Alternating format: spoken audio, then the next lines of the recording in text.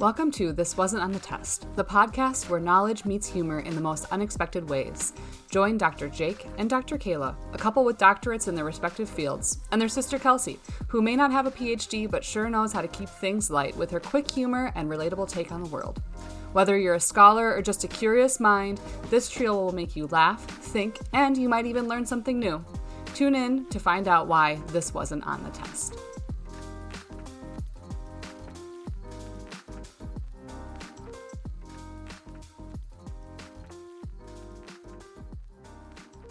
Welcome back to This Wasn't on the Test. I'm Kelsey. I'm here with my brother, Dr. Jake Berg, and my sister-in-law, Kayla. Dr. Kayla Berg. Hi. Hello. Sorry, Kayla I forgot your title. got a demotion. I just got demoted. Dr. I Jake practiced Berg. it so much. Dr. Jake Berg and fuck you, Kayla. Yeah, pretty much. Pretty much. I mean, Mrs. So yeah, Dr. Jakeberg. you shut your Oh. whore mouth. I am no such person. We could say Doctors Jake Berg. No, you cannot. I understand that we live in fascist America, but please do not. Dr. Jake Berg didn't earn my doctorate. I did that shit myself. Fuck him. I love you. I love you, But maybe Jacob. later. But I got time. School Okay, well, night. how's everybody's... I can only do so many after 9 p.m. activities on a school night. This is the only Oh. activity I can do. Yeah, well, here we are. How's Kids. everybody's week's going? It's Monday. It's Monday. Okay, never mind. I was going to think that we were going to have a lot to talk about the week, I but mean, it's only Monday. It's been a week since we talked. That's true. That's True. I mean, we talk We've every talked day. over the weekend, but you know what I But- meant. recorded talking. My weekend was really fun. My son had lacrosse practice or lacrosse games, and Hey, how did his they second game go? They lost every one of them. Aw, bless. It's Not okay. the point. They are doing a really good job. Good. We went to our nephew's soccer game, and it's U6. Different nephew. Different nephew, and it's U6 soccer, or as I like to call it, feral cat soccer. Yeah, that sounds terrible, honestly. It is Zeke's hilarious because they're still at the age where they all cluster around the ball. One of them falls and the rest of them falls. There's only 4 on the team at a time. There isn't a goalie. Like it's feral cat soccer. There's like one kid that knows kind of what he's doing, and he just kind of hovered around the big pile of kids, and then the ball would pop out, and he'd grab it and run, score a goal on the other side. The most common feedback from the coaches was, "Go! You're going the wrong way. Yeah, Turn around. constantly Turn going the around. wrong The other direction." goal. The other goal." That's funny. Well, our lacrosse is The greatest. U10 lacrosse, Oh, and they still do that. They go the wrong direction. Even like the really good teams, a couple times they were going the wrong direction. Mm-hmm. And everybody's like pointing the other way. Even like for the other team, like when the other team was going the wrong way, everybody was like other direction, so Yep. but it was fun. Okay, well, looking also into this past weekend, the Pope has been laid to rest yes. officially. Donald Trump wore a fucking blue tuxedo, or Oh, not even a tuxedo, my a blue God. suit. Blue suit, blue to the tie. They're funeral. supposed to wear a dark suit, black tie, specifically black tie, dark suit. Listen. Do you think he's dressing himself? Like, is he colorblind? No, he's just a fucking idiot. I'm not giving him the benefit of the doubt. No. So, for Kayla's favorite human, the Pope, Man. Donald Trump couldn't even wear a black suit. I set my alarm and was awake at 4 a.m. on Saturday to watch the funeral, legitimately, How in was my it? bed. I mean, it was sad. Like, there was a lot of confusing Catholicism that I don't know about, but like, it was sad. It was sad. Yeah. It was. I know people are really grieving him. He was a good one, and it's you Yeah. know, Not in- perfect, but definitely no, not but a good bad one, and person. so it's kind of remains to be seen which direction the Catholic Church is going to head now. Hence Well, my I mean, I spreadsheet. think the only Pope that would be perfect would be Pier Battista Pizzaballa, Because he's got pizza in his Because you name. want to say the name. because he has pizza and balls in his name. Pizzaballa. It's No, gotta be him. We're going Team Philippines on this one. Okay. Well, Kayla has a whole huge ass spreadsheet. It's literally color coded. Of course it is. We will post it on social media because it's very impressive. And I feel like there's not enough publicity around the fact that there's somebody with the last name Pizzaballa that's auditioning to be the Pope. Auditioning. Does Simon Cowell get to choose? Where's the golden buzzer? Or It's a no for me. if they get 3 X's, they're out. They don't get to be Pope. Do they get to like pick their talent, or do they all have to sing? Like, is this America's is this Vatican's Got Talent, or is this Vatican Idol? Like, where are we at here? It is the Catholic Church, and I feel like every single time I've been in a Catholic church, because our extended family is Catholic, and we recently had a funeral to go to, and I don't know why there were so many people wearing like priesty clothes that were there at the church, but they were all singing. Clothes. You mean like the choir? No? Those are called choir robes, Kelsey. No, they were like priesty looking people walking around with their hands in the air, and they got lots of work to do. They have a lot of people apparently. Oh my god. So anyways, Vatican's Got Talent. Okay, great. My vote is for Mr. Pizzaballa. No, we are voting. We are Team Philippines over here. Okay, so Louis Tagla. That's the one. Tagle. That's the one. Okay, well, I see that he welcomes LGBTQ divorced and remarried Catholics, so love that. Bingo, like bango. half of them. Right. So like most of the Catholics. No. So, bango. And we're calling him Asian Francis. That's how he is referred to. I did not make that up. I Oh. quoted that. No, I did not make that up. Like, people are calling him that, the Asian Francis. So it would be a nice little continuation of what Frankie has got going on. Cool. Love that. So that's my 2 cents. News update. I've got an update from last week. What's your news update? You do. So I love the news update intro. Can you do that? I know. I feel like we need to like figure out how to like get actual that that tone. I can play it whenever. Listen, and that's like your Jeopardy, Double Jeopardy, Daily Double, Daily Double sound effect every time. So you guys had asked about the space, like the fuel for how much it costs compared to gas. So what I read was that SpaceX's goal for fuel is $10 per kilogram. How does that change? Okay, and then I looked that up. Okay, like if there's a lot into it, but just like basic conversion. Yep. The kilograms to gallons, it's about 4 kilograms. Is it 4 kilograms per gallon? So $40 a gallon. I might have said that wrong. What my math when I did it, what I remember was that it was $2.50 per gallon. So I can pump my car full of jet fuel for the same price as gas. And then your car will blow up. No, then my car will go to space. My car already thinks it's an airplane. Every time we go past the airport, my entire like GPS navigation thing goes on the fritz. Like every time we drive up the highway and we go past the airport, my entire navigation system like freaks out. Yeah, it gets interfered with like the radio signals from the We're convinced it's control trying to tower. like Emmy and I are convinced that it's trying to like sync with the airplane GPS tracking whatever. I thought they fired all of those. Probably. I mean, yes. Maybe that's why you're having interference. Probably. But anyways, so all I need to do is give her some jet fuel, and we're good to go. Okay, let's do it. I don't know why. I mean, you said $10 a kilogram, and you said there's 4 kilograms in a gallon. I think you mean like 4 gallons per kilogram. I'm doubting what I read, but is it 250? Jake was wrong. yeah. Listen, you'll be happy to know, Kelsey, for your visit this weekend. Jake and I mind melded on groceries today, and there are pickles in the house. Woohoo! Both of us Dill randomly. pickles? Yes. Both of us randomly out of nowhere were like, we should get pickles. Like for ourselves.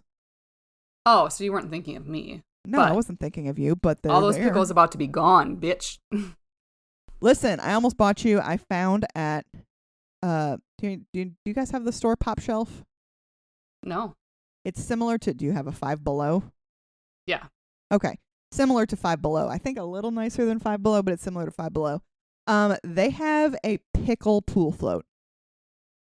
And you didn't buy it for me. Why? I don't know. I had it in my cart and then I took it back out of my cart because I hate you. Classic. I know. But anyways. How much was it? Should we go back there this weekend? Like $5. Yes, we should go back there. I need it. I need it. It's like an actual need. Your pickle pool float. Yeah. No, I think I put it back because I ended up getting Ella some shit for her Easter basket. What about my Easter basket? Fuck you. Darn. So I'm coming to Kentucky this weekend with my kiddos and our parents, and it's like the Kentucky Derby weekend, so we're doing fun derby stuff. We have a history of doing like family competitions, and so I'm going to win that trophy, and we're going to have a really good time. I'm excited. Oh, Jake's got it. You want to do your news update? You got to do the sound again, though. Yep. Beep, beep, beep, beep, beep, beep, beep, beep, beep, beep, beep, beep. News update. Okay. No, so it looks like 1 gallon of kerosene is 3 kilograms. So yeah, so if it's $10 per kilogram, then like a gallon is $30. Okay. Yeah. Ew. Never mind. Yeah. No jet fuel for my car. A lot more than car fuel. Ew. Okay. They use a fuel. Yeah, don't put that. No, I'm not going to. Well, now that you say that, now I'm not going to. I really was, but now. Yeah. Jake would kill me if I tried to put jet fuel in my new car. Literally, yeah, you would be dead. With the hamster. The hamster, you cannot kill the hamster. I would never kill another being, but that thing looks like a little mini rat. No, it doesn't. It's cute. Even Jake, like, when we put Emmy to bed at night is usually when she's, like, more active. And so even Jake, like, goes and looks at her and, like, checks on her, sees what she's doing. Wouldn't say check on it. I don't think check on. I watch it fly off the little spinner thing, which is fun. Yeah, she's got a little. You should hook a battery up to it and see how fast you can get her to go on the spinner. Listen, she can go pretty fast by herself. The best part is when we put her in like the hamster ball that she can roll around the house in. The cats are terrified. She rolls around and they would be terrified also. Oh my god. No, her like wheel. It's not one of like the regular. It's like a disc almost that she spins on. And she'll get herself going so fast that when she stops, she just like flings herself off of it. And it's hilarious. That's funny. I love that we've become a hamster podcast. This wasn't on the hamster test. Beep beep beep beep beep beep beep beep beep beep. Hamster update. Jake hasn't killed her yet, and Emmy is doing a very good job maintaining the hamster cage. Have you ever heard of Aunt Holly's one boyfriend that she had? Michael, that she had for a long time, and one of the kids got a hamster one year for like Christmas or something, and he was like trying to like vacuum up all of the like bedding and stuff to clean the cage, and he thought the hamster was out of there, and he sucked the hamster into the vacuum. And it had its little nose cut off. It was fine. Up. It was still alive. It just got like the nose was just like beep. Nope, she's changed the bedding out every 2 weeks consistently since she's had it. So twice now. Yeah, she's had it for like a month. She's cleaned it out twice, and I have not had to help at all any times. Neither one of us. She gets her friend to help, but she does have her friend help her. It kind of is a 2-man job because you have to you can pull. The nice thing is the cage that it's in. You pull the whole bottom tray out, and then you can empty it. So you have to take the hamster out first, obviously. But it's kind of a 2-man job to pull that thing out and get it dumped into the trash can. But they've done a good job. So whatever. Cute. Love that. Well, should we get into it, guys? I suppose so. Yep. My homework for the week was to watch Chernobyl. Did you watch it? I watched 2 episodes of it. Oh my god. The first one, I thought I was going to have an anxiety attack while I was watching it. Do you know? Okay, so I decided this is relevant. I decided to start rewatching it yesterday. And Emmy came and sat down next to me and was like, "What are you watching?" And I'm like, "Well, funny story. One of our GT science units is on nuclear energy, and I usually show some of the episodes of Chernobyl. And it happens to be the unit that I'm going to do next year when she's in my class. And so I'm like, funny story, you're going to end up watching this next year anyways." So she sat down and was kind of like, yeah, okay. But then like 5 minutes in, she's like, well, what's going on? Well, did this happen in real life? Well, what's radioactive mean? Well, what's radiation? Well, what's graphite? Well, what's like, she is invested. Like she had to go to bed and she's like, can you pause it? Don't watch it without me. So it's like pretty gory. I mean, I was like really having a hard time stomaching some of the gore that's in it. I mean, it's realistic. Just wait. You're only 2 episodes in. Just wait. Yeah. And she's like, why are their face red? Why is his hand like that? Why is like, she's into it. That's cool. Yeah, so I did start watching that. So Jake, you're talking about Chernobyl specifically, right? No. Nuclear energy. Just nuclear energy. Oh, this part wasn't on the test. It never is. Just wanted you to kind of have an idea of what we were talking about beforehand. I understand. She needs to watch the end part where they're at that like the trial and they explain how everything is like balanced. I felt like that was. Yeah, the end of it is pretty good. Yeah, they do a good like science explanation kind of in the thing.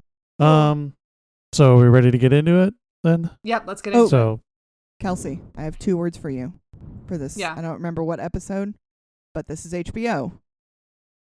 Full frontal.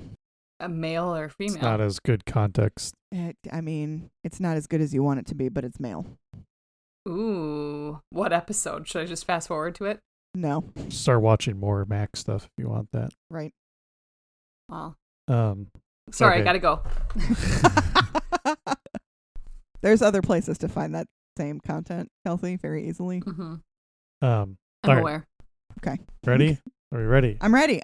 Sorry. All right. I'm Jake's here. pissed now. No, he's not. Well, you keep derailing while we're trying to get into it. We could call the podcast We Keep Derailing, and it would be an accurate title. That's true. Okay, go. Okay. If we ever need a spinoff. So, when was it? Was it the atomic bomb episode where we talked about this last? And I talked about that chart with the binding energy. I just wanted to talk about a little bit, a refresher on that. Was this like the fission fusion elbow chart? Yeah. Okay. So, I wrote down some more specific numbers just to give you an idea here and explain a little bit. So the way reason that the guy in Chernobyl explained fission fusion, I understand it a lot better now. It's a great show. Sorry, Jake. Go ahead. We love you. So what was I saying? Numbers. I've written down some numbers. So to explain where you get the energy from. So in uranium, the uranium is 219 GeV. That's just a unit. You don't really have to worry about that too much. But 219 GeV, and then it absorbs a neutron somehow, which makes it unstable.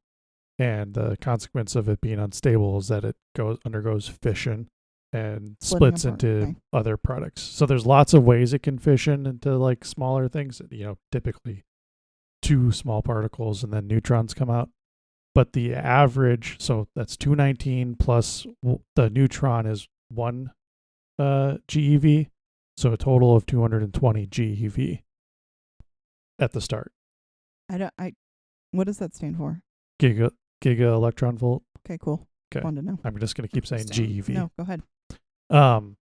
The average mass of the products after fission of that system is 219.8 GeV. And so that's why you have that really gradual chart, because that's 220 minus 219.8 GeV. That's 0.2 GeV that is unaccounted for that you started with before the fission happened. And that's the extra energy that you get out. That's an average of 0.2 GeVs that you get out from that fission. It doesn't feel like very much. No, it doesn't, right? Okay. But just making sure I was not missing something. Yeah, so it's only about a 0.1% of the mass energy converted to usable energy. But like when you're talking about billions of these particles happening at the same time, that adds up over time. And it is, there's more math about it, but it is actually a lot of energy. But fusion is a lot more, and we'll get to that after a while. But one thing you might have heard of before is uranium enrichment or refinement. Yes. Either Yes. Kayla, you probably have. I don't know if Kelsey you have. Doesn't sound familiar. So in nature, the uranium that's unstable is in less abundance than the more stable version of it. And the stable version doesn't undergo like the chain reaction fission that you need to get the energy out spontaneously. So when you're preparing your samples into a nuclear reactor, you need to refine that. And so they did this in the atomic bomb too. Okay, hang on. Can I 2-second question? So they're, quote, refining it to make it less stable? No. So if you were like to dig a chunk of uranium out of the ground, okay, it would be a certain percentage of uranium-235 and uranium-238. Okay. When they prepare them to go into like a nuclear reactor or into the atomic bomb, they need that ratio to be different of the overall sample. So the refinement refers to like perfecting that ratio. Yeah, the percentage of uranium-235. Got it. So my first question is... Wait, I have a question quick, too. Okay. Sorry. Where do they get uranium? The ground. From Uranus. I got tons in there. But like, is it just like anywhere in the ground? Or like, is there places in the world that are more uranium rich? Yes, I assume there are. I don't know where they are, but let's assume that yes, they just know where uranium seems to have accumulated. It's like any other mineral, really. Okay. Mining for gold, mining for uranium. Yeah. So could just like an average person like be digging and all of a sudden find uranium and be like, oh my God, it's uranium? Or would it like burn their hands off? I actually don't know the answer, but I don't think that would be very common. I don't know if it's deeper on average. I just don't know.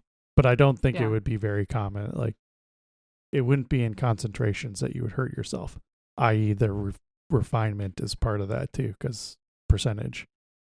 So the question that I had is like, what's the ratio of the U-235 to 238 that they use in the, like, compared between the nuclear reactors and the atomic bomb? Okay. So I'll start off by telling you that in nature, this is one of my questions. The ratio is 0.7% of a sample in nature is uranium-235, and the other 99.3% is uranium-238. Is it the same? Do they need the same ratio for like nuclear energy and the atomic bomb, or those two separate ones? Two separate. Okay, are you asking for both of those numbers? Mm-hmm. Oh shit.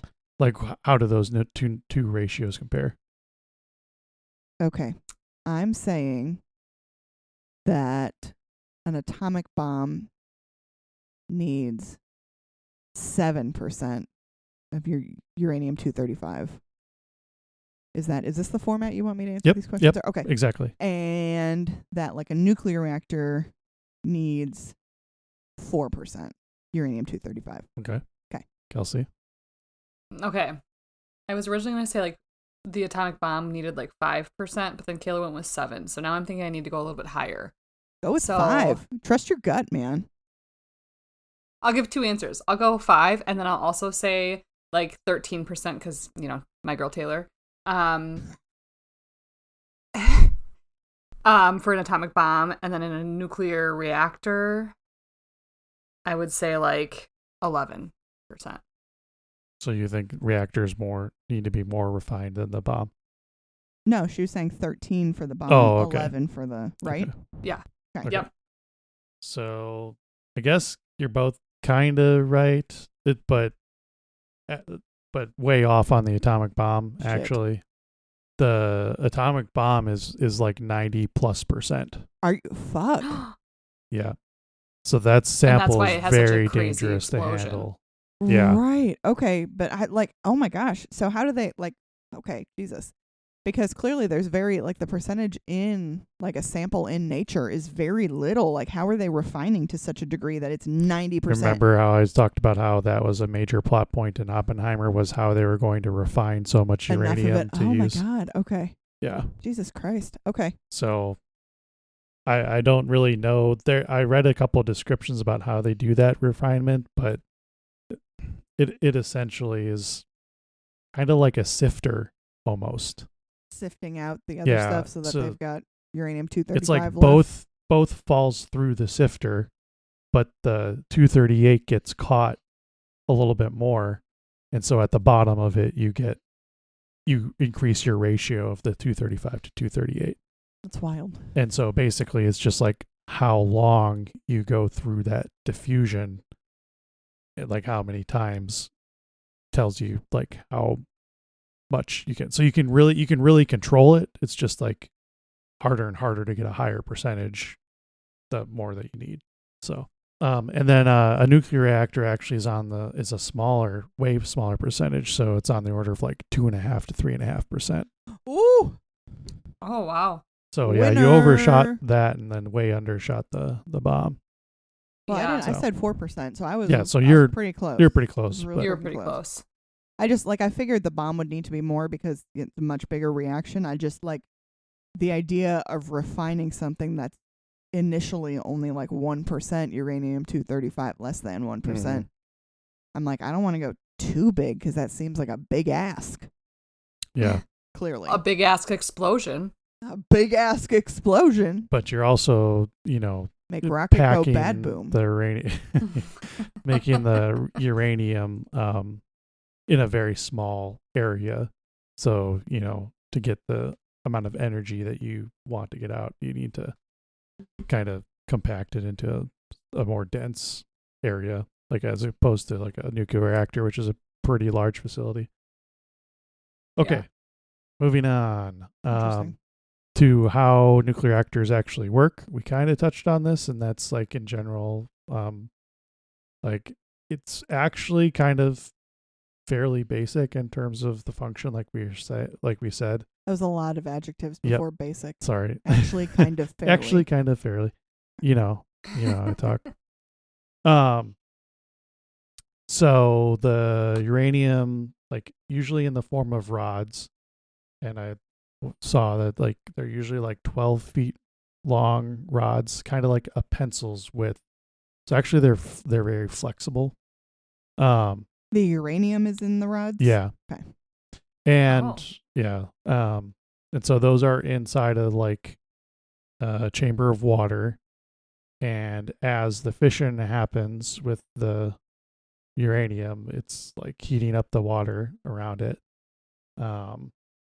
And then that water converts to, actually there's two different ways to do this. So that's kind of an interesting part. So one way is that you just boil the water and then the steam goes through a turbine system and turns the turbine, which generates electricity, kind of like we do with just regular wind power or hydroelectric. It's just that the energy is coming from boiling the water that's around the uranium. There's a different way to do it. It's the same principle, but what they do is they circulate water through there, and the water that is in contact with the like uranium is an isolated system but gets transported out, and then there's a secondary chamber of water that water gets cycled through. Does that make sense? There's like a chamber of water, and then there's like a pipe of water going through that chamber, and that's the hot water that's been heated up by from the fission, and then that being in contact with the secondary chamber of water heats that water up, which boils. And then which route did Chernobyl go with? I want to say it's the first one. I'm not sure what Chernobyl was. I think they used the second one. Sorry, I didn't. I'm not. Go Google it. You go. I'll Google it. Hang on. What am I BRB. Googling? I got this. BRB. Keep talking. Okay. What do they call it? Yeah, I wouldn't know what kind of words. Pressurized. They call them pressurized water reactors and boiling water reactors. I think I read that the pressurized ones, which is the second one I talked about, are the more common. How many like nuclear energy plants are there like in our country? Not enough because people are terrified for no reason. Yeah, I don't know the number. I seem to recall reading something, but I think I'm misremembering. Maybe I will Google it. Because I was also A thinking like graphite moderated pressure tube type reactor. So you were right. Oh. Yeah. Was the tube kind. I didn't realize that Chernobyl happened so recently in our history. Like in my mind, thought Chernobyl happened in like 1947. No, like 2 years before I was born. That's crazy. Mm-hmm. So almost in our lifetimes. Yeah. So another interesting thing is that the water in the reactor actually serves as both a coolant and a moderator. So it's basically coolant in the sense that because the water is cool when it goes into the core, that it gets the heat it takes the heat out from the core to keep it cool, and that's what heats it up, and then we take advantage of that heat being heated up and circulate it out. And then a moderator is another interesting thing, is because that's how you kind of control whether your reactor is quote on or not, like by changing different aspects of the water, like flow rate, or in case of Chernobyl, they talk about this a lot, the graphite rods. The graphite tips. And those are ways to either like slow down neutrons or prevent them from getting to the other cores. So you actually need the neutrons to be slow for fission to happen. And without the water there, they're just moving too fast. They just will like collide with other uranium particles or just pass by them. And so the water actually slows them down so that when they arrive at the core, and a different core from where they originated from, a different rod, they'll be slow enough to get captured and create that unstable uranium. Interesting. There are 54 nuclear power plants in the United States currently. Okay, I was going to say 50, so. Yeah, the closest ones to me, there's a couple near Chicago, and there's one that looks like it's kind of in Door County area. Yep. Which is interesting, and the one's closest to you looks like there's one like northeast of Cincinnati. Okay. And then some in like Memphis area. I said Tennessee. Did you know? So we do this when I teach my nuclear energy unit. We do this like daily radiation, like yearly radiation exposure activity. You will actually be exposed to more radiation from living near like a coal/gas, like a traditional power plant, than living near a nuclear power plant. Really? Mm-hmm. I wouldn't want to know that I'm living next to a nuclear power plant, just because it sounds scary. See, and I'm here's sure that's the how thing. the rest of their society pretty is. Clean, unless it's 9 out of 10. It's human error that fucks it up. Unless a like catastrophe happens, that's pretty much. It's very clean. All of Chernobyl was a human error. People. Look at Chernobyl. Well, that could be. It's people. Oh, that's not people the are only problem, place not that something like that has happened. 3 Mile Island. 3 Mile Island. Don't know what that is. Then there was the like earthquake in Japan. That's the worst. Pretty much the worst one that's happened in our lifetime. Fukushima, yeah. Oh. In Japan. Okay. So that was going to be my next topic. Was going to be meltdown. Because that was 3 Mile Island, right? All of those meltdown. Yeah. But the question is, I'm just going to throw this out here because it's an interesting term, and like where it comes from. But I want you to tell me what you think this might mean, and it's in reference to meltdown, and it's what is China syndrome? It's called China syndrome. I have heard this term before. Okay. Can I tell you what it is? I don't know. Okay. Tight. Kelsey, go first. China syndrome. I have no clue. Can I Google it? This wasn't on the test. No, don't Google it. I'm going to tell you. This wasn't on the test. Do you want to make any sort of guess about it? As it has to do with nuclear syndrome, nuclear energy. Meltdown. And is this something that happens to people, like when they get it? Like people can get it? No. Oh, that was a good question. Cause that's where a good question. I do think it is misleading that there's a word syndrome in there because it's not something that really happens to to people. I've got nothing. Is it something that happens to like the animals and the nature that's nearby? Well, I mean, yes, I guess but it's not a sin. It's not like a condition that a person has. It's just what they've called this kind of event. Oh, it makes mass hysteria. I don't know. I've got nothing. Okay, but I've heard it before. Okay, so the idea is, when a nuclear meltdown happens, you have really, really hot material that can melt through the bottom of the nuclear reactor. And and it's like dig a hole to China? Yes, that's exactly where it comes from. Oh. Yeah, that's where. Wow. Yeah. It was basically like it's so hot that it could theoretically melt through anything. Nice catch, Kelsey. But yeah, that's where it comes from. That's the phenomenon of nuclear meltdown melting through the bottom of the reactor, such that it would melt a hole through to China. Yep. So that's wild. Do other places in the country, do people in other places in the world, say you could dig a hole through to China, or is that only us? Because like it makes sense to go like this. Yeah, that's an American thing. I'll say that wouldn't make sense for like Japan to use that phrase. Yeah. Dig a hole to China. Yeah, that's the. Okay. I did watch a video where somebody was talking about. I was like, well, it's not it's an American centralized term. In Japan, do they call it America syndrome? I'm giving you eyes. I know you are. I don't know, but there's a lot of things that they probably call America syndrome over there. Yeah. That's probably the least of their worries. Yeah. God bless. So yeah, meltdown.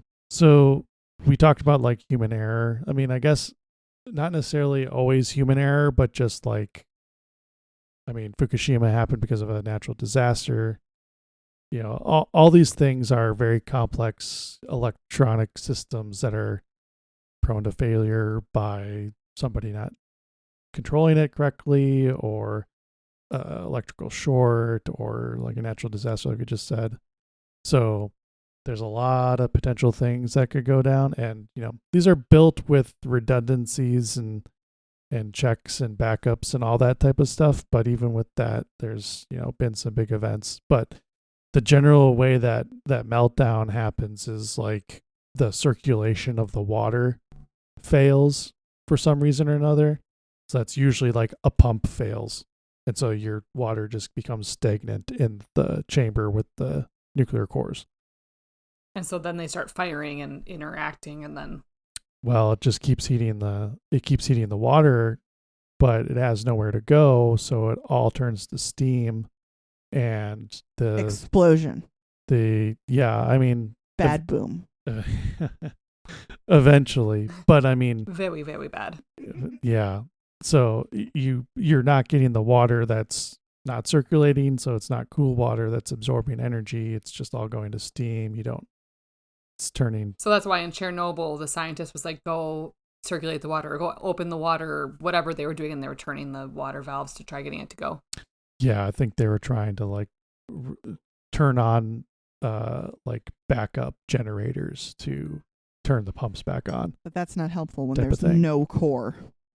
Yeah, so like essentially the water just goes away. So now you have nothing that's in between the cores, and they're just irradiating out hotter and hotter and hotter to the point where the uranium rods literally melt. So the metal uranium ends up melting, and like what was previously these thin long rods of uranium all melts down to the bottom of the reactor not the containment, but the reactor chamber, and you get a giant glob of molten uranium, which then is that the elephant's foot? I didn't see that term, but no. But like in Chernobyl, it's been a while since I watched all the way through. No, you don't even need to watch that. It's not even in that. It's just. I seem to recall the term you're talking about. I'm just saying I didn't come across it during my research for this. Okay, but hang on. It's called the elephant's foot, and I just wanted to know if it was the nickname given to the large mass of corium beneath reactor 4. So pretty the mass much. formed during the Chernobyl disaster from such materials as molten concrete, sand, steel, uranium, and zirconium. See? Yeah. And it looks legitimate. Like that's. Here you go. Here's your picture. Mm-hmm. Here, go to. It's called the elephant's foot. That Chernobyl, but it's just like melted glob of, and it's still considered one of the most like radioactive places on Earth. Yeah. Yeah, because it's all still there. I mean, isn't there like a containment zone around it? Yes. Yeah. Only like 100 people or something live in? Yep. Has popular reputation as one of the most radioactive objects in history. So that's a big part of it is they needed to be able to like put enough material that won't melt so that it can stay there so that the China syndrome thing doesn't happen. That's kind of was the idea. So so it like melts down to the bottom of the chamber, which is steel, which heats up itself, and that melts. And so then you get the steel and the uranium together that's now melting through the bottom towards the bottom of the containment, which would be like concrete, which then concrete starts to melt. That's where like it, And then it can get to like the ground. Yeah. So that's where it then might explode because you get like a catastrophic flash boil of the material outside of the containment area. And that's where you get explosions. They don't come from nuclear explosions like in a bomb, like a critical mass type of thing. It's from heating like water so fast that it just expands so fast that it causes an explosion, which is what happened in Chernobyl. That it blew up the reactor building because it like superheated it. Yeah. So So that's what happens, and that's like the risk in China syndrome is it gets outside of the containment and hits the material around the building and flash boils everything to explosive capacity. Wow. In Fukushima, that also like because you just start cracking the entire thing and the water started running out before it got boiled and then into the groundwater. So that's what you were just saying, Kayla. So you get the irradiated water that was in contact with uranium flowing outside of the whole containment and the facility into the ground, and then your whole area is contaminated with irradiated water. So So for nuclear plants, like power plants, is there like can they be turned off? Yes, and I tried to find a goodest description of this, and I couldn't really. But in Chernobyl, for example, they insert graphite rods in between, so they like displace the water with the graphite rod, which prevents the neutrons from moving to the other cores, which stops it neutralizes it kind of. Yeah, it stops the reactions from like the chain reaction type of behavior. Because like what if service needed, like say a water pump was going bad, like I'm sure they have like, like at the college that I work at, like we have like readings on all of our water pumps and boilers and all of that stuff, and it all feeds into a system, and there's a person that's trained in the system, and they look for anything that's going awry, and then they can pinpoint it and go to that spot. And we had to shut off like huge sections of buildings in order to do like service and stuff.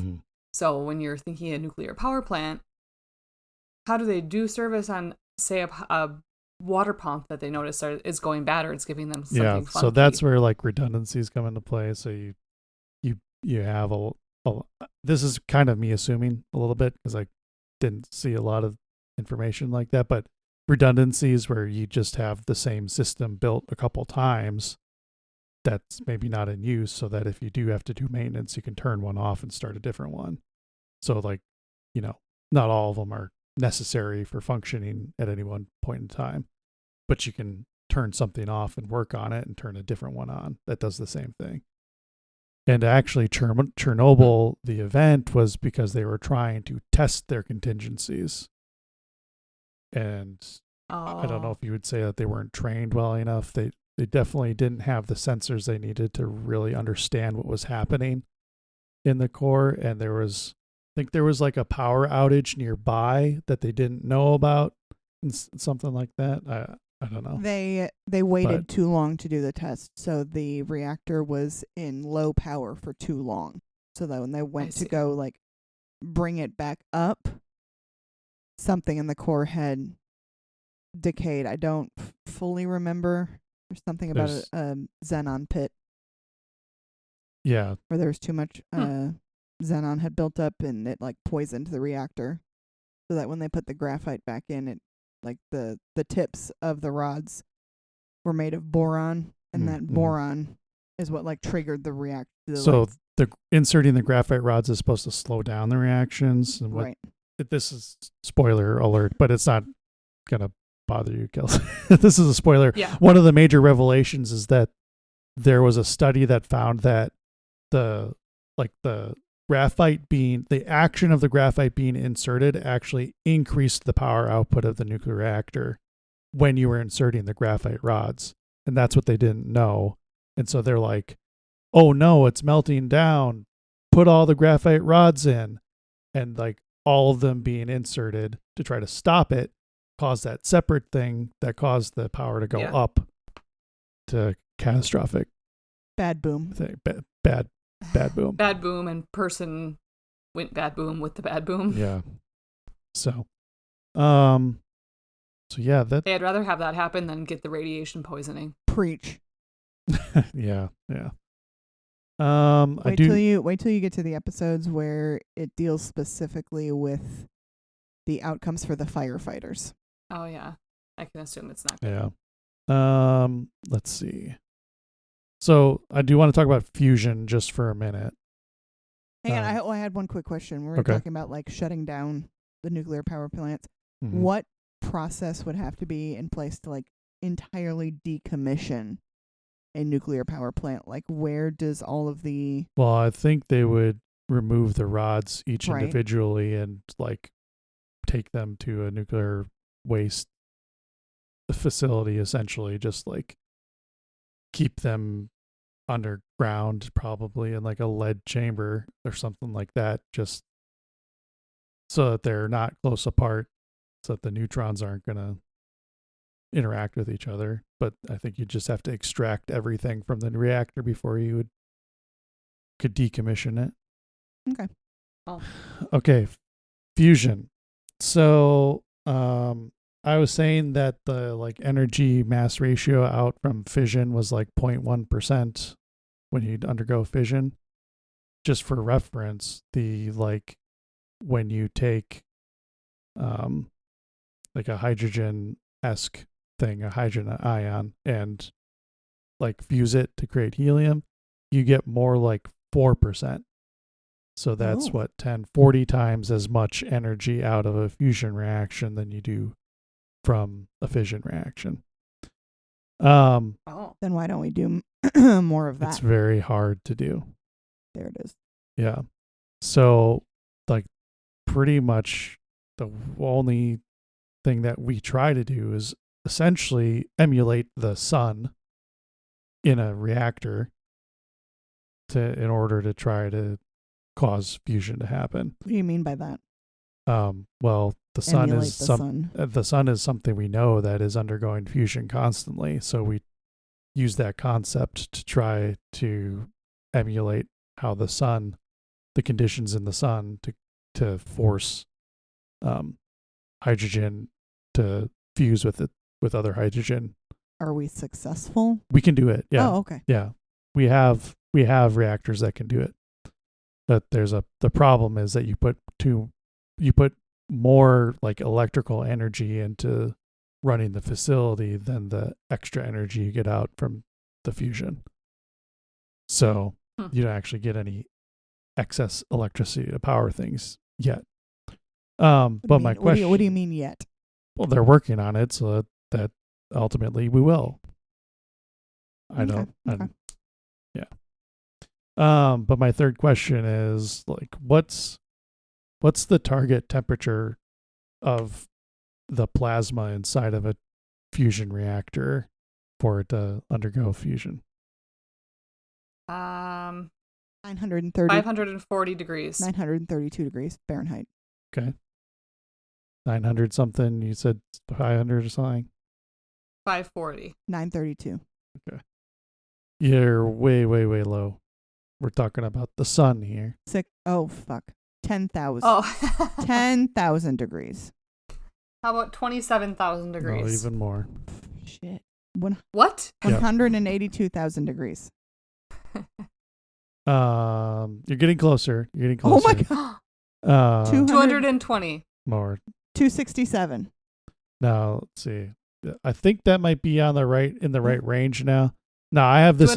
I have this in Kelvin, which is the superior temperature unit. Superior temperature unit. But it's 500,000 Kelvin to 1 million Kelvin. So I'm gonna need this in Fahrenheit. Okay, so 273 Kelvin is 0 Celsius, which is 32 Fahrenheit. So you just that they're not like that. I mean, it's like a 30 divided by like 30 or something like that. Okay, how many degrees Kelvin did we say? 250? 500,000. It's 500,000 to 1 million Kelvin. So 500,000 Kelvin is 900,000 degrees Fahrenheit. Yeah. Holy cannoli. Pizza balla. That's really hot. 1 million degrees. Mamma mia. 1 million degrees Kelvin. Mamma mia. 1 million degrees Kelvin is 1.8 million degrees Fahrenheit. Yeah, really hot. But this is actually... How quickly would I, if it was that hot outside... That's some Kentucky heat right there. Yeah. How quickly would I heat up when I walked outside? How quickly would I explode? Yeah, I mean, instantaneously. But this is like even hotter than the actual sun. The actual core of the sun is like 27,000 Kelvin. It was about 500,000 degrees Kelvin in my car this afternoon. So like it hasn't even reached 5 Kelvin here in Wisconsin yet. So no, it was my car when I was driving home said 83. Well, it must be nice. It did get warm here today. I would like you to know, I looked up the weather for this weekend. And it is supposed to be, you ready for that? Hang tight. Does this have to do with nuclear energy? Yep. Every day is supposed to be like 70 and sunny. Beautiful. Okay. I love that. Okay. So why does it, back to on topic, why does it have to be hotter for like a fusion reaction on Earth than the actual sun is? Yep. So heat translates to speed essentially, right? Like the more hot your particles are, the faster they're moving in general. So in the sun, the advantage is that the sun is extremely massive and therefore there's more gravity and there's more pressure inside of it. So what we're lacking in the mass and the pressure, we have to make up with the temperature and the speed of the particles. So with fusion, these particles are going to be repulsed from each other because they're all electrically charged the same. So like positive charges would repel positive charges. Like a magnet. You can think of it like trying to push a magnet together. And so what you need to do is you need to like push the particles close enough to each other such that the nuclear force can take over and pull them together. And so in the sun, that's really easy because these things are getting jam-packed together because of the gravity and the mass is pressurizing them so much. So they don't need as much heat and movement to cause this as they do in a nuclear fusion reactor. So like that's why we're using the heat, is that you create this plasma that's suspended in the air with magnets, and like it's like in a donut shape essentially, and you're just like heating up this plasma hotter and hotter and hotter so that all the particles inside of it are contained with magnets. That's how we get our pressure part in our fusion reactors, but heating it up more so that they just have no option other than just like slamming into each other. Kind of slamming into each other and sticking together. Yeah. So I just like stuff like this just always makes me think of like how many people tried and fucked this up before this worked. Yeah. Yeah. I'm sure a lot. All right. So that's kind of, I just wanted to touch on fusion. I mean, there's a lot more that we could talk about, but any last questions about any of the other stuff? What is the actual like safety rating of nuclear energy? I mean, and I use safety rating loosely. Like, just I was going to say it's kind of objective. Compared to other forms of energy. I mean, I'm sure somebody has like said somewhere like comparison how much it is. I don't have an answer really necessarily, but wasn't this your job to research this for this week? Well, I don't know everything you're going to ask me. This part wasn't on the test. It wasn't on the test. Well, you call yourself a doctor. Do you want me to make something up every time I don't know something? No, I don't. No. It's a bad idea. I know. That's like why I just, when I don't know something, I say, I don't know. Here's my best educated guess on it. Some people can't do that. You know that, right? Like some people are just like, can't stand being called out on not knowing something and make it up. No, I know. If you didn't know that. Oh my God. But I make stuff up as a teacher all the time. Is this? I mean, generally it's very safe. Like most of these things that have happened, I mean, there's only been, well, I don't know the whole history of every nuclear reactor, but like there's only really like 3 really big famous nuclear reactor issues that have that we like talk about normally. Yeah. And all those are like usually the perfect storm of things. Everything that could go wrong and did. Humans being stubborn and stuff like that. So Fukushima, that was just an unprecedented earthquake of epic proportions. Yeah. Chernobyl and 3 Mile Island, more on like the Perfect storm of failures and human then error. people not acting fast enough kind of thing. So Wow. by itself and working nominally is very, very safe, quote, but I think it's safe, pretty safe. In your professional physics opinion, should we have more nuclear energy? I think so. Okay. Now, waste is an cleaner? issue because we have to figure out how to store expended fuel rods, but I think that is the crux of the entire nuclear energy unit that I teach. Yeah. Is like, but that's what not do an we do? insurmountable thing. No. Compared to burning coal, that's gonna My favorite be wrong gone. answer is what if we just shoot the expended fuel rods into space? Yeah, why not? Send it up in Blue Origin. Katy Perry did it. Yeah. Get out of here. Okay, cool. Well, nuclear energy. Jake thinks that there should be more nuclear power plants. If you have an opinion on that, comment on our Instagram post about this on this episode and let us know your thoughts. This would be the perfect time to thank our sponsors if we had them, but we don't have them. So we're going to jump right into Kayla. Hey guys, sponsor us. Yeah, whoever wants to sponsor us. Teachers pay teachers. FAFSA, could we get you to sponsor us? What? Since you're educational, maybe they could sponsor you as a teacher. Give you some money. Probably we not. Gotta go for the Squarespace, Bombas. Donors choose. Oh, I was looking. Donors choose? Donors choose. Have you not heard of this organization? No. Love them. So what you can do as a teacher is you log on to Donors Choose. You can put out like an idea for a project or in your class or materials you need, or like, hey, I want to teach this unit using this novel, but I don't have this book. Here's how much it would cost for me to get a class set. And then people can go on there and like pick projects to donate to. That's cool. It's really cool. These aren't organizations that sponsor things, though. They're the ones that need You're the right. money. We'll settle for... It's because I'm a teacher and I'm used to the teacher shit, and teachers need money. LaCroix. They can sponsor us. How about Kirkland Sparkling? I already said Squarespace and Bombas. Okay. How about MeUndies? Yeah. Yeah, MeUndies are nice too. Yeah, there we go. How about Skims? Can't say that I I'm participate. trying to say the ones that sponsor all the podcasts. That's what I'm saying. Skims sponsors all the podcasts. Not this Maybe one. not the science podcasts. Never heard but that one on any podcast. Really? They're like a sponsor of like 4 or 5 different podcasts that I listen to. ZipRecruiter? Yeah, ZipRecruiter, yeah.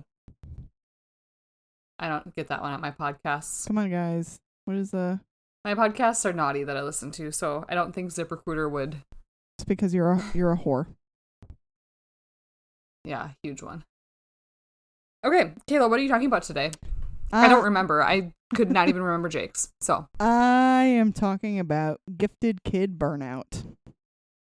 ooh. I don't know what that's like. I have not gifted kid burnout. Okay. So my main source, I am going to quote my source because I used it for a lot of stuff, was an article called Gifted Kid Burnout. Gifted Kid Burnout is real. How to spot the signs and overcome it. So I read a lot of that article. Some other stuff too, but I read a lot of that. So question number 1. What is gifted burnout? I mean, I feel like that's a pretty easy This is an easy starter question. starter question, right? Like, This test has a bonus question on the end. I actually have 4 questions. ooh, I love some extra credit. Extra credit. Okay, this is number 1. That's Do you guys know my extra credit story? No. About when I was in 5th grade and Shit. Mrs. Wimblad, our 5th grade teacher, told everybody in the class that she would give them extra credit if they became a Bears fan. And so I became do a Bears know this fan story. for the extra credit. Do you have any regrets? So, no. Have none. you converted? No. I mean, I had converted back to the Packers. That's what I'm saying. Since, yes. Good. But I got that extra credit, and I'm sure that's the only reason why I passed 5th grade. So shout out to Mrs. Wimblad. Anyways, back to my question. Gifted kid burnout. This is when a gifted kid feels burnt out. Well, you're not supposed to use part of the question as your answer, but okay. Jake?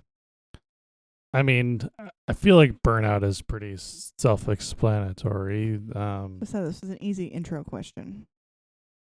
But I mean, just in a general is where you pretty much get overwhelmed from the amount of things that you feel you have to do, or especially for gifted kids who feel like they have to be exemplary constantly, and need to show that. So that can, on top of just getting through school altogether, just like wanting to do all the things and, being critical of themselves when they don't get the top score and stuff like that. So yeah, because also like gifted kids, not only do they have the pressure of school and stuff, they also, I think a lot of times, are people pleasers. Oh yeah. And so they're people pleasing left and right and not taking care of themselves, and then that just spirals into a whole then you've got that internal pressure mess. Besides. Yeah. So the definition that I've got is when a gifted kid experiences exhaustion, frustration, and diminished motivation due to persistent pressure to excel and meet high expectations. So it's all the trying to meet those expectations, and you just literally become burnt out. So in terms of what it is, part of the problems is that you've got shifting standards where the bar is just higher and higher and higher and feels unattainable, and so then it's just easier to give up than keep shooting for that bar, which will result in that there's often a decline in performance. Like, I can't do this, so this is too much, so I'm just not going to. And although there are not a whole lot of actual scientific studies on gifted burnout,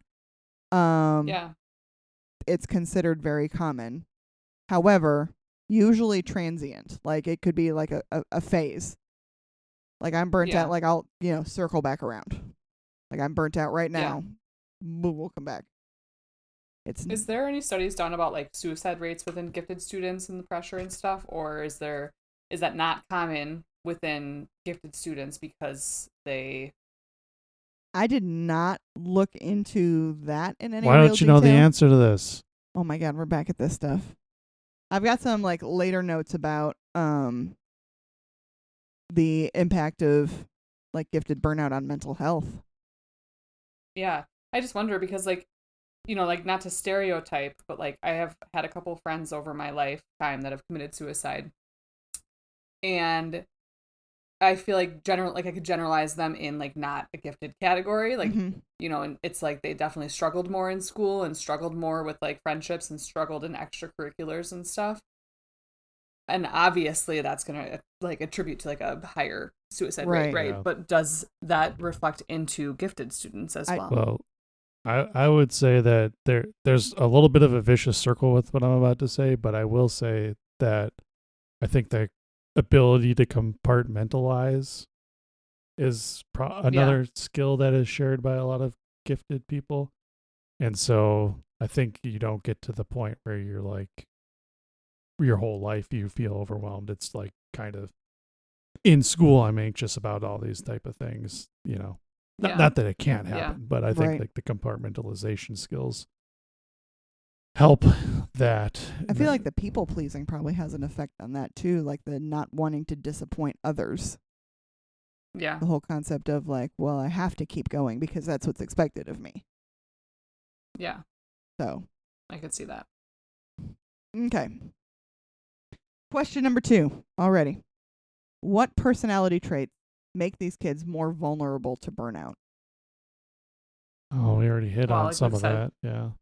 People pleasing. Perfectionism. Yeah, that's a big one. Sensitivity. Fear of failure. Social struggles. And the fact that neurodivergence is very common in gifted kids. You were supposed to let us answer those questions. Sorry. You all were just like, we already answered this. Too bad. It's not a... Well, that was a nice dual neurodivergent high five you guys just shared. Thanks. Which directly relates to like the social skills too, right? Like neither one of us have social skills. I think that's how we ended up together. Yeah. I'm no comment. Asshole. We're not the same variety of neurodivergent. It just balances. We've each got our... Yeah, for sure. So, my next part is why does it happen? So you've got this high demands from school, from parents, from teachers, from peers, from whatever. The external pressures to do well, and then those personality traits and brain differences make it harder to, or make them more likely to like put those pressure on themselves. Did you just answer another question without giving us a shot? No, that wasn't a question. That was just like my next subtopic. Oh, I see. So in terms of what does burnout look like in a gifted kid, oftentimes you've got increased irritability, especially with schoolwork, getting, frustrated with assignments and just annoyed with them. Hello, our biological child. Hello, Jacob W. Berg. Amen. Watching the two of them do homework together. I even laughs. Oh my gosh, because I think I've been pretty good at being pretty chill, and it's just like so. You're funny Comparatively to oh my god in the past. I mean, like comparatively. I get up before I start getting upset about it because she just. Yeah, but then you just come to me. Will you do something about her? Well, I mean, what am I supposed to do? I don't know. Because I'm like. It is. You do it this way. And she's like, my teacher said it this way. I'm like, I wasn't in your class. I can try to explain it that way. And she won't take an explanation besides the one that was in class. Rigid. Yeah. And well, you should have grown up with this guy. I mean, you know how many times my mom was like, Jake, help your sister with her homework. And then he'd be like, really simple things like that I just wasn't understanding. He'd be like, let's say it's a math problem that's like 4 and plus and then like or 4 and then like an parentheses with like 2 times 2 equals and I wouldn't know how to do it and he'd be like, how do you, this is the most basic thing that you could possibly do, which I know now, but like the that is like a huge pressure thing, I think, or like the irritability on it, because to somebody who's gifted, that that type of thing just makes sense. So the spiral of watching Emmy do homework where she like wants help because she wants to get it right, but if you're not helping her the right way, she doesn't want your help, but then she gets frustrated because no one's helping her. Like, oh my God. Yeah, that's hard. I mean, Jake growing up didn't have anybody at home to help him necessarily. Like if you ran into a thing, at least Emmy has 2 smart parents that could try to help. I'll say, luckily, I usually like, sorry, Emmy's teachers, if you're listening to this, but a lot of the times the answer I give her when she doesn't want to listen to me is like, listen, these teachers teach 5th grade reading. I teach 6th, 7th, and 8th grade reading. I think I know what I'm doing. Sorry, Emmy's teachers. I pull the trump card. I'm like, I know how to teach reading. Bless them. But like, gotta get her to listen to me somehow. Whatever. Also, another common what does it look like for gifted burnout is downplaying knowledge to lower expectations. Like, if I don't seem as smart, people won't expect as much from me. My teachers won't want me to do as much if they don't think I'm as smart as I am. Do you see that from your students? Sometimes a lot of what I get is a lot of the apathy where you've got your like unmotivated gifted kids where they're smart and they could ace it if they wanted to, they just don't. Yeah, I feel like there's a couple of those in our like middle school kind of cohort where their parents said like, you're smart, you're going to be in the accelerated classes, and they just kind of sat there. I feel like I've done this socially where I'm like, listen, I know, I feel like I'm pretty smart and I know this, but it like, I don't know, just feels weird to be smart sometimes. So I pretend like I don't. I got a know funny it. story. Oh God. So I'm like, yeah, I mean, I don't know. I only know a little bit about that. But in like my mind, I'm like, I know everything there is to know about this subject. Please ask me. I was in like the Psych 101 class in college, and we were talking about IQ tests, and the professor had like a actual IQ test pamphlet, and he's going like, oh, these are some really tough questions. Like these are what like and he like asked the first question. I like instantly knew it in my head, and it's just silence in the entire class. And I was like, I don't want to say anything right now that I knew the answer because nobody even had a guess You're on like, it. You're right. That is really hard. Yeah, exactly. Everybody's like, oh, okay. Well, I was like, I also feel like that is a hard question. I mean, dang, if I was that smart, I would be like, I know the answer. No, you wouldn't. I mean, you would. I mean, I thought it was an easy question. It wasn't even like a math question or anything. It was just like who wrote Faust? I know this. No clue. Oh, the English person isn't going to know this answer? I have no idea. I know it, but I don't have it right now. Starts with a G. What even is Faust? It's a book, like, story. Nope, you're going to have to give it to me tonight. Goethe. Oh, yes. Okay, thank you. Not me answering Henry Kissinger. Not even close. All right, another characteristic. Extreme distress. Okay, let's try this again. Extreme distress over low grades and incorrect answers. I had a student last year who was probably a certifiable genius, like actually legitimately. And his specialty was math. And we did like math bell work every day, and there was 10 questions. And when he like would get one of them wrong, and it was usually wrong just because of like the form that I used for grading, like he left a space in a weird place, or I didn't capital. Like, I mean, it's always like weird stuff. It was never like actually wrong. I don't think he missed a question ever. But when he would get one wrong, it was always, I got number one is wrong on my paper, but I know I got number. Like he would like lose it, like become teary over getting a question wrong on bell work. Wow, my problem is that I don't care at all. So if I get it wrong, I'll forget about it by the time I am on to the next question. That kind of reminded me of another story, not necessarily gifted related. Let's hear it. I was when I was a teaching assistant in college, and I ran these labs, and the labs always had like some questions to go along with the experiment. And I remember one semester there's like this group of kids where they were getting like 80% on the labs, and it was pretty tough physics for just showing up to a lab and like trying to, and they were like, why are we getting 80% on all these, like we're not, and I'm like, I had to pull the like, do you want me to grade it as hard as like fully grade it to the T of the question, because nobody got any of it like anywhere close to right. And so I was just like, you got an 80. This is really like a 50%. Right. If I was strict on it. So wow. I feel like part of it is it's like an expectation, especially among like the smarter students, your higher level students, where they expect to get a perfect grade all the time. So when they don't, they're like, but why? Yeah.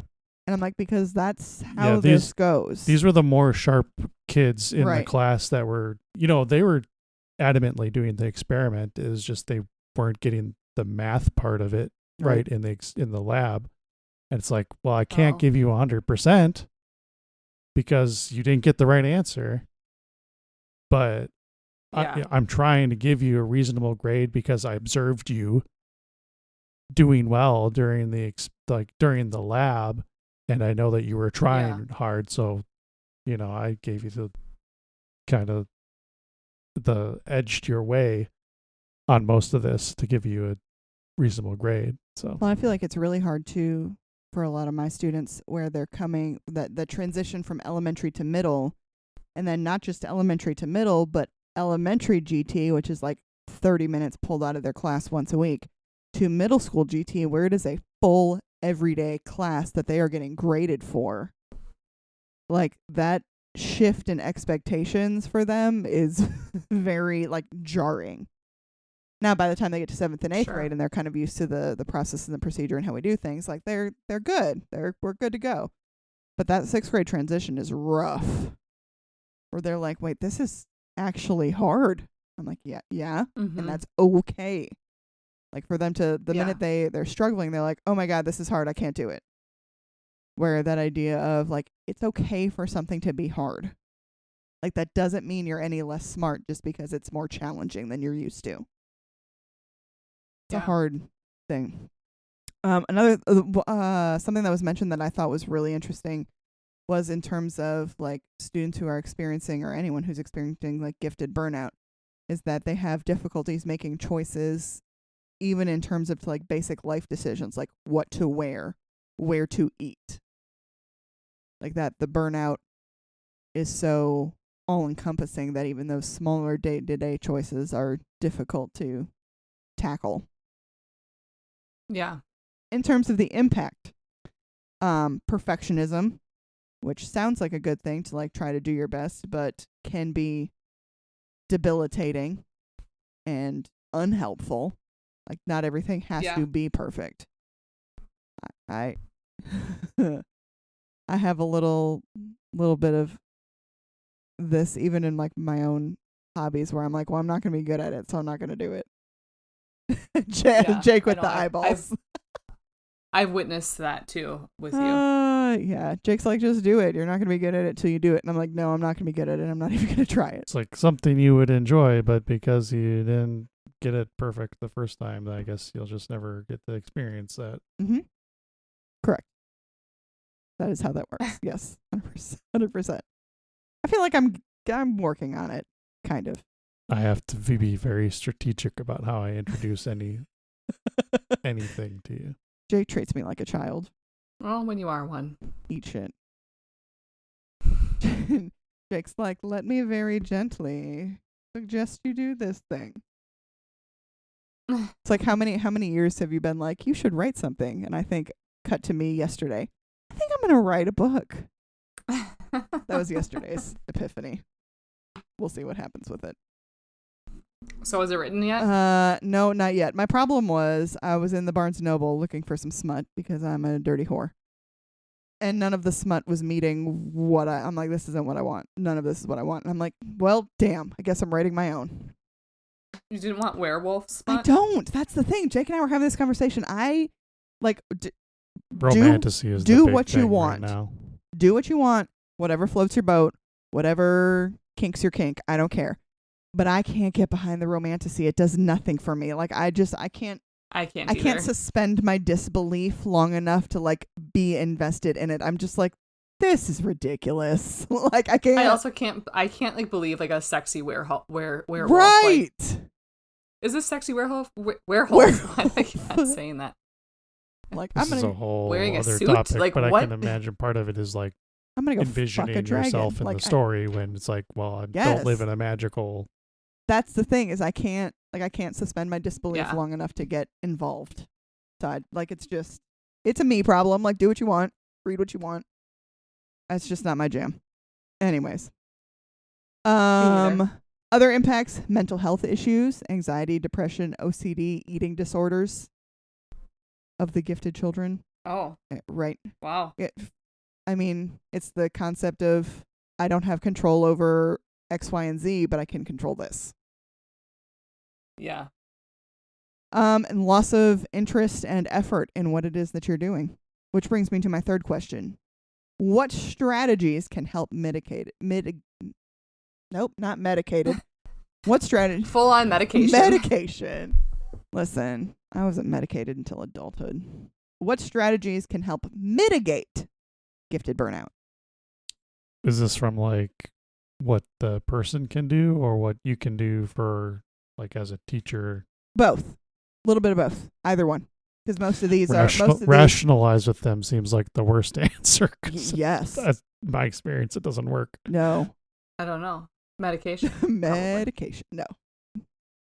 Not shockingly not on the list. I'm sure that is like in extreme situations, extreme circumstances where, if you're having depression, anxiety, OCD to such an extreme degree, that is going to be an answer. But we're not the type of strategy we're looking for here, Sunshine. I mean, maybe like kind of shifting your gears to doing something that is low stakes that you enjoy to do. Okay, so we have one of the answers is to grow in your hobbies and extracurriculars. So that kind of fits into that. Kelsey, you got any? Well, I was going to say something about hobbies. I don't know. So the other suggestions we have are don't emphasize perfection in terms of like dealing with someone who's experiencing burnout. One of my favorite answers, and that is something that's a big push in general in education, is the concept of having a growth mindset, like being more concerned with your growth and your progress and less concerned on like your fixed achievements. Like what can I do to instead of like how can I be the best? It's what can I do better? How can I grow? How can I improve? How can I learn? So it's less about the it's like setting a little bit more reality. Right. It's less about the static goals and more about the progression. It's like colleges that stopped accepting the GRE to get into grad school. You know that, Kayla? No, I didn't. Yeah, that's basically they're across the board, just not even asking for the GRE. So what are they doing instead? I don't know about the general one. I know the topic one is like for physics, for example. I just had to take the general one. There's a lot of schools that are just like, it doesn't measure how you would succeed in grad school. It's just a measure of how good you can perform on the test. I mean, as with any standardized test. Like that's, we were talking last week with identifying gifted students is a lot of it, like academically is very based on test scores and is much less holistic than I think it should be or could be. Yeah. Other suggestions, take breaks. Don't compare yourself to others. Great suggestion. And to understand that achievement doesn't equate to love and accept. That you can be who you are, regardless of what your achievements are. Yeah. I think it's important too that like they have these like courses, like your school is cool because it has like a whole entire program. And I think putting kids that are similar together is really important and like helps other students like see that it's okay to be different or who you are. But also I think it's important to get those kids integrated into other programs too, because otherwise then you just have like the weird kids and then the other kids, or not saying that they're all weird, but that's they are what weird. They are is my favorite as. weirdos. I think I said to one of them last week, they're like, "Do you love us? Don't you? Do you love us? Do you?" And I'm like, "Here's the thing, y'all. I'm like, I love my merry band of weirdos. I would jump in front of a bus for you, and sometimes I would jump in front of a bus because of you.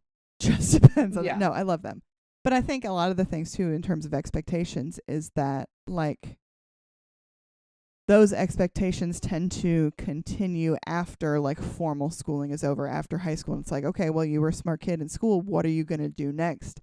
And like, that's where I feel like you get the bigger impact of the burnout is like, then you don't have that structure and you can do anything. And then it's like, oh God, what do I do? And then I feel like you have that, like, I was a gifted kid and, My first year of college was pretty rough grade wise because just like, the having to learn how to study of what I do in high school not working here. Yeah. And so that transition from K-12 schooling where you tend to be successful to all of a sudden like, well, thank God that's over, but also a combination of I don't know how to do what's next, whatever that may be, like making that decision, and you have all these expectations of, okay, you're smart, you're supposed to be a doctor or a lawyer or an astronaut or a like, well, what if I don't want to do those things? Although here I am going like, I got a B in one class. That was really rough. I know. I was going to say, what was your GPA for your first year of college? It actually was like 3.2 or something like that. Oh my goodness! I know. Even I could do better. So bad. Just kidding. Mine wasn't. Mine wasn't a 3.2. Oh yeah, I know. If you're going to say some shitty thing about how like English and education classes are way easier than physics. I wasn't going to say that. I was taking calculus though. Stuck it. No one cares. No one cares. I was going to ask Kelsey, it's maybe not particular on topic, but I was wondering like what your perception of gifted students was like while you're going through school, like your peers that were kind of doing the gifted stuff.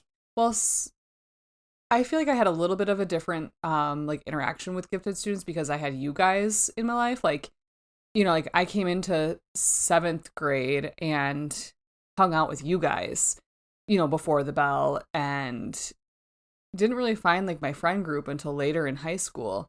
And I don't know. And so I guess as I went on, like I can pinpoint like a couple people that I remember thinking like, oh my God, they're so annoying because they never are, like they're always going and they're always talking about their things that they're doing, and they do 7,000 things and they're good at them all. And then they like come to cross country practice, and of course they're good runners too, like really cool for them, and I think it was kind of like that, like perceived perfectionism, like of course they're good at this too, or of course they're high achieving, or of course they got valedictorian or whatever, like that type of thing. So I don't know, it was interesting because I went from like middle school, that first year of middle school, hanging out with you guys, and then I think I had like kind of a hard time in 8th and 9th grade after we abandoned like finding my you. People. Yeah, you guys abandoned me. Kayla really abandoned me. Everybody. Should have been born at a different time. Oh my God. I guess so, honestly. And so I didn't really find my really close group of people until junior year, maybe end of sophomore year, maybe. I think here's my big piece of advice to all of my burnt out GT kiddos.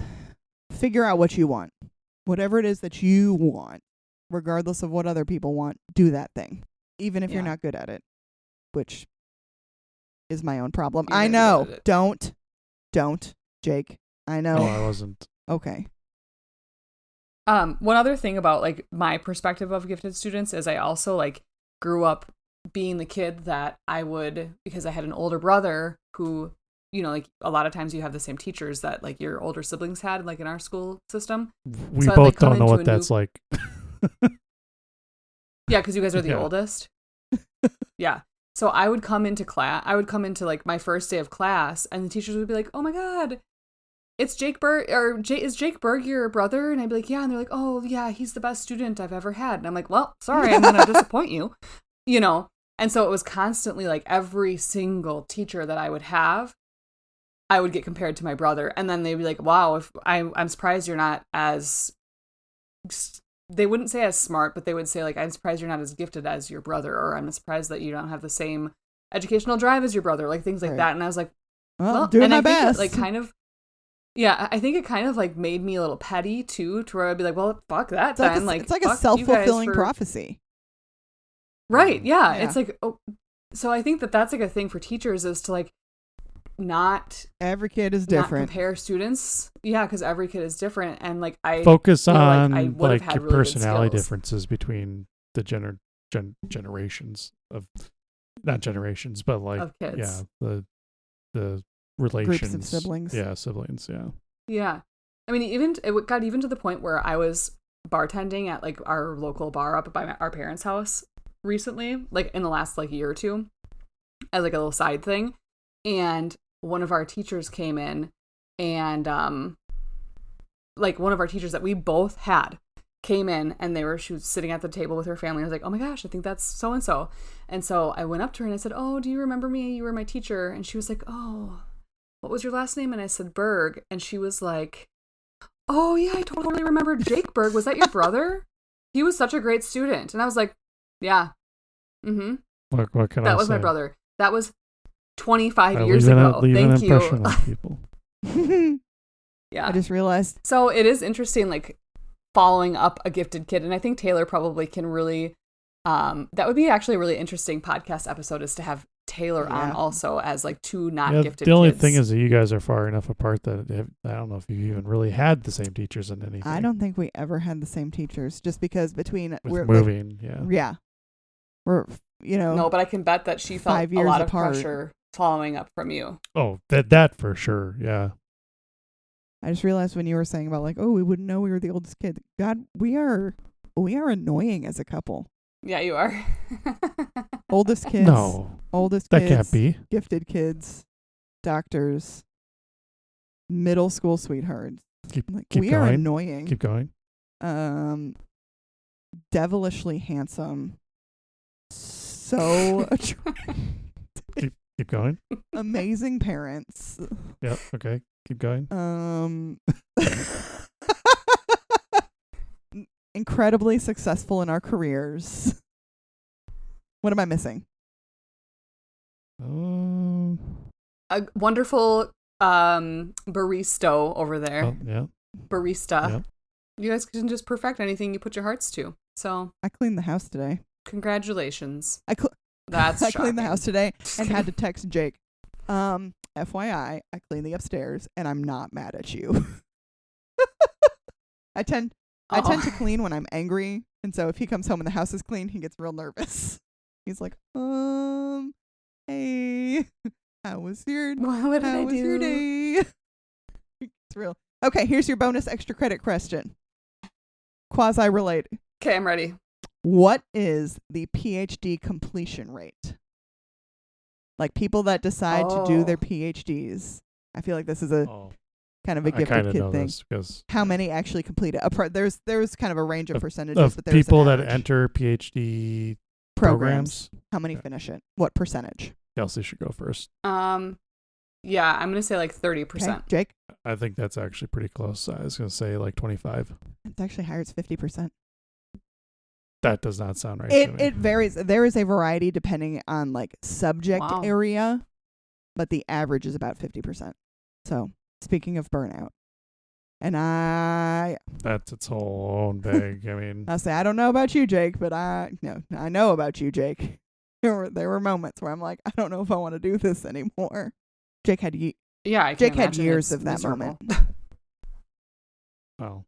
Well. That wasn't the me not wanting to do it. 50%. 50% of people who enter a PhD program finish it. And, it's lower in some subject areas, slightly higher in others. I bet it's much lower in like science I'm sure it is. type subjects. Yeah, maybe my number is the medical. STEM fields that I'm thinking of. Well, we're not talking medical. I was talking about like PhD specific, so not like MD doctors. I see.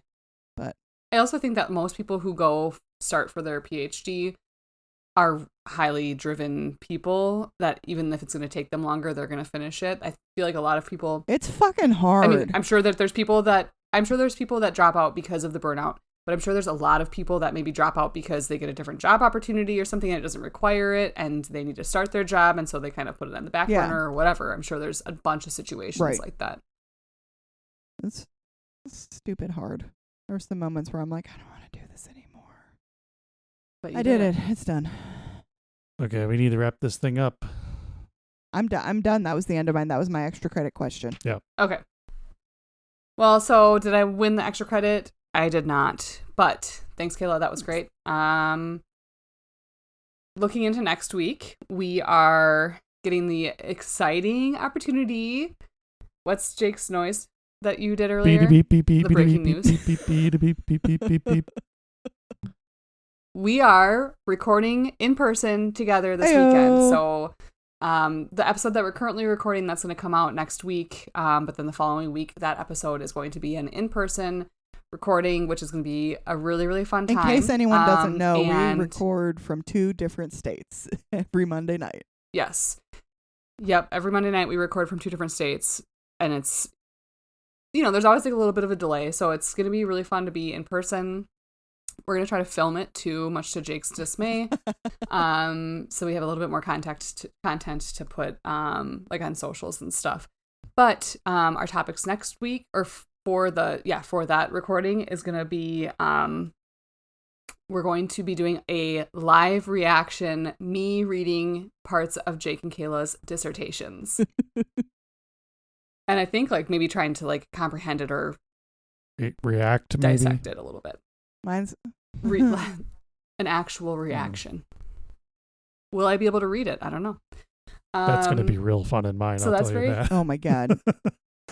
I know. For the record, I've read his entire dissertation. Oh, yes, we know. And but it was for grammar. It was for grammar, thankfully, because there were parts where I was reading, I'd be like, does this make sense if I change this part grammatically? Because I don't know if it makes sense in terms of the content. Yeah, but for sure. So that's what next week is going to be. We're really excited. And as always, thanks for listening and following along. Subscribe to our podcasts anywhere that you listen to podcasts. Also like and review, leave reviews would be great. Download and follow us on social media, which is just at This Wasn't on a Test. Comments, episode suggestions, we like it all. Yes, it was amazing. So thanks so much for listening. Bye for now. Bye.